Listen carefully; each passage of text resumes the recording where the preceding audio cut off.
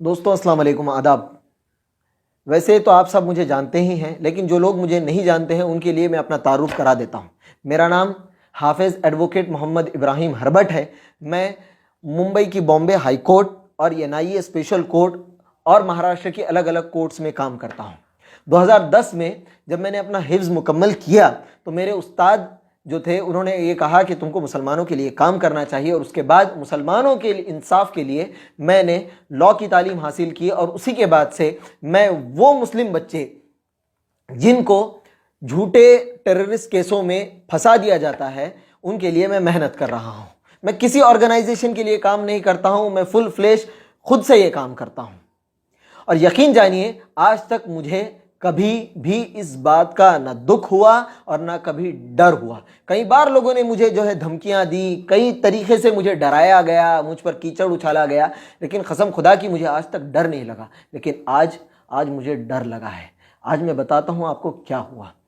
दोस्तों, मैं दरअसल परभनी के 4 बच्चे हैं, मुस्लिम बच्चे, उनको एक झूठे केस में, टेररिस्ट केस में फंसा दिया गया है। उसके अंदर जो है अक्यूज नंबर 2 मोहम्मद शाहिद खान, उनके जो है लिए मैंने कोर्ट में एक अर्जी लगाई है। कुछ डॉक्यूमेंट्स जो हैं वो मुझे निकलवाने हैं, क्योंकि उनको जो है लॉ की तालीम हासिल करना है। उसके लिए हमने एक writ petition Bombay high court में लगाई है, और उसके लिए कुछ बॉम्बे हाई कोर्ट ने हमसे डॉक्यूमेंट मांगे हैं। मैंने एनआईए की स्पेशल कोर्ट में एक एप्लीकेशन लगाई है, जिसके डॉक्यूमेंट्स कल मुझे जो है मिलने वाले हैं। इसके लिए मैं फ़िलहाल मुंबई में हूं, और कल मुझे यहां पर रुकना है, इसलिए मैं जो है अभी फ़िलहाल मुंबई में हूं। हुआ यूं कि आज जुमा के दिन तकरीबन 12 से 12:30 के दरमियान मुझे मेरे घर से फ़ोन आया कि मेरी छोटी बहन की बेटी, जो तकरीबन 3 से 3.5 साल की है, वो कहीं दिखाई नहीं दे रही है, कहीं खो गई है। मेरे भाई और मेरे घर के सारे लोग उसे ढूंढने लगे, और तकरीबन 2 घंटे के बाद हमको ऐसी न्यूज़ मिली कि हमारी जो बच्ची है वो जो है परभनी के कोतवाली पुलिस स्टेशन के अंदर वहाँ पर है, और आप जाकर वहाँ पर उसे ले सकते हैं। मेरा जो छोटा भाई है, जो फ़िलहाल पूना के लॉ कॉलेज से लॉ कर रहा है, अब्दुल रहमान, उससे घर वालों ने कहा कि तुम पुलिस स्टेशन जाओ और बच्ची को लेकर आओ। वो पुलिस स्टेशन पहुंचा। पुलिस स्टेशन पहुंचने के बाद उसने देखा कि वो बच्ची वहां पर थी। वो बहुत ज़्यादा डरी हुई थी और वो रो रही थी। जब उसने उसको जो है गोद में उठाना चाहा तो वो बच्ची डरी हुई थी, पीछे हो गई। तो उस पुलिस वाले ने कहा कि तुम इस बच्ची के कौन हो? उसने कहा कि मैं इस लड़की का मामा हूँ। तो उसने कहा कि आप इसकी माँ को यहाँ पर बुलाइए। मेरे भाई ने कहा कि उसकी माँ की तबीयत बहुत ज़्यादा ख़राब है और उसकी माँ यहाँ पर आ नहीं सकती है, और उसके फादर जो हैं वो हैदराबाद में हैं, तो आप मुझे बच्ची दे दीजिए। उसने कहा कि नहीं, आप बच्ची को लेकर नहीं जा सकते हैं, आप एक काम करिए, किसी और को भी बुलाइए। मेरे भाई ने हमारे बड़े भाई को फ़ोन किया, और बड़े भाई जो है वो किसी काम में मसरूफ़ थे। उनको पुलिस स्टेशन आने में तकरीबन आधा घंटा लग गया। जब वो वहाँ पर आए तो मेरे भाई ने कहा कि सर, मेरे बड़े भाई आ गए हैं, हम दोनों वेरीफाई कर रहे हैं बच्ची को, आप प्लीज़ हमको बच्ची दे दीजिए। तो अब सुनिए उस पुलिस वाले ने क्या कहा। उस पुलिस वाले ने कहा कि तुम मुसलमान 25-25 जिहादी पैदा कर देते हो, और पैदा करके जो है सड़कों पे छोड़ देते हो। उनको संभालने की जिम्मेदारी हमारी है क्या? जब तुम उनको संभाल नहीं सकते हो तो पैदा क्यों करते हो? ये बात कही उसने। मेरे भाई ने कहा कि सर, आप क्या बोल रहे हैं? आप एक जिम्मेदार ऑफिसर हैं, आपको इस तरह की भाषा का उपयोग करना और इस तरह के अल्फाज इस्तेमाल करना जो है ये शोभा नहीं देता है। तो उसने कहा कि लांडे, तू मुझे सिखाएगा कि मैं क्या बोलूं और क्या ना बोलूं? और ये कह के उसने एक जन्नाटेदार थप्पड़ जो है मेरे भाई के जो है चेहरे पे मारा।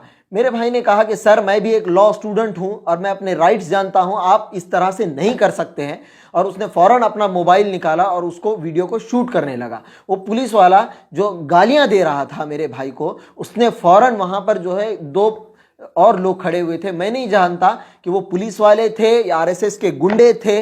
वो सिविल ड्रेस में थे, और उन्होंने लपक के मेरे भाई के ऊपर हमला किया, मेरे भाई का मोबाइल ले लिया, और वो पुलिस वाला घसीटते हुए अंदर वाले रूम में मेरे भाई को लेकर गया, और उन तीनों ने मिलकर मेरे भाई को मारा पीटा, और जो है उसको प्रेशराइज किया कि वो मोबाइल में जो वीडियो उसने लिया है वो फ़ौरन डिलीट करे। जब मेरे भाई ने कहा कि मैं वो जो है वीडियो डिलीट नहीं करूंगा, तो अब सुनिए उस पुलिस वाले ने क्या कहा।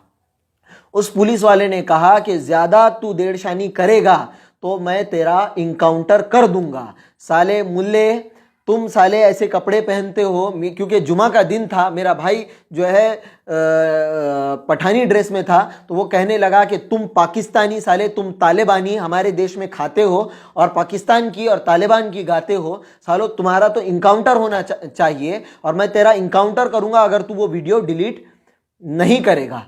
मेरे भाई को उन्होंने मारा था, मेरा भाई अनकॉन्शियस हो गया था, ला महला उसको वो वीडियो डिलीट करना पड़ा। जब उसने वो वीडियो डिलीट कर दिया तो उस पुलिस वाले ने मेरे भाई से जो है ब्लैंक पेपर्स पर दस्तखत करने के लिए कहा। मेरे भाई ने कहा कि मैं ब्लैंक पेपर पे दस्तखत नहीं करूंगा, तो उसने कहा कि चुपचाप से दस्तखत कर, वरना मैं तुझे और तेरी पूरी फैमिली को किसी आतंकवादी केस में डाल दूंगा और लाइफ टाइम के लिए तुम सड़ोगे।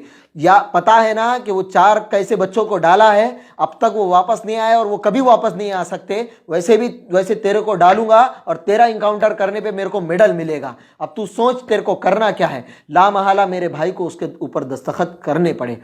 हमने वहां से वो वापस आया और उसको समझ नहीं आ रहा था कि हुआ क्या है। उसने उसके बाद मुझे फ़ोन किया, मैंने कहा कि तुम्हें जो है इसकी कंप्लेन करनी चाहिए। हमने उसकी कंप्लेन तैयार की, क्योंकि ये मामला खुद पुलिस का है तो हम किसके पास जाएं ये हमारी समझ में नहीं आ रहा था। तो हमने वो कंप्लेन जो है मेरे भाई ने बनाई, उसके ऊपर दस्तखत किए और उसके बाद हमने एसपी को, परभनी के एसपी को, परभनी के कलेक्टर को, डिविजनल कमिश्नर औरंगाबाद को, चीफ मिनिस्टर को, होम मिनिस्टर को, होम सेक्रेटरी को, इन सब को हमने ईमेल करके ये कंप्लेन कर दी है।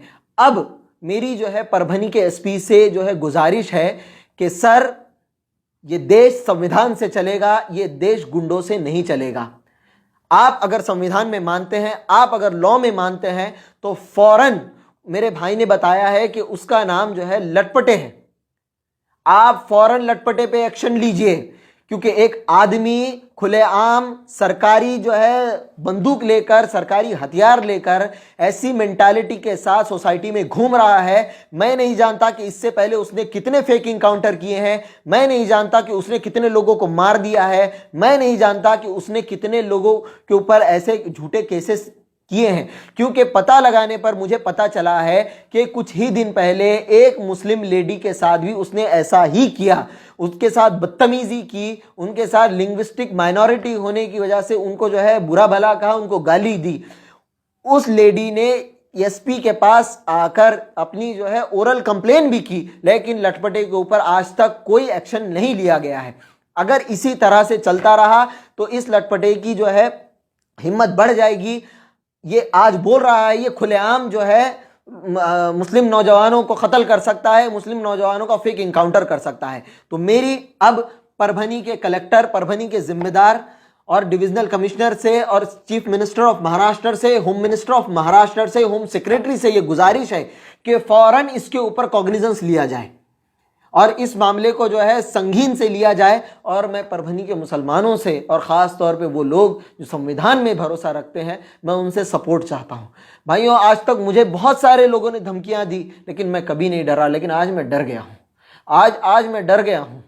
आज मुझे आपकी सपोर्ट की ज़रूरत है। प्लीज़ आप लोग एसपी से जाकर बात करिए। मैं फ़िलहाल नहीं आ सकता हूं परभनी, मैं मजबूर हूं, मुझे उस बच्चे के लिए कोर्ट में जाना है। आप प्लीज़ मेरे भाई से कांटेक्ट करिए और जो है मेरे भाई को एसपी के पास लेकर जाइए और एसपी को बोलिए कि फ़ौरन उसको सस्पेंड करें, वरना जो है आज मेरे भाई के साथ हुआ है। क्योंकि मेरा भाई जो है एक लॉ स्टूडेंट है, मैं लॉयर हूँ, इसलिए ये कंप्लेन कर रहा हूँ।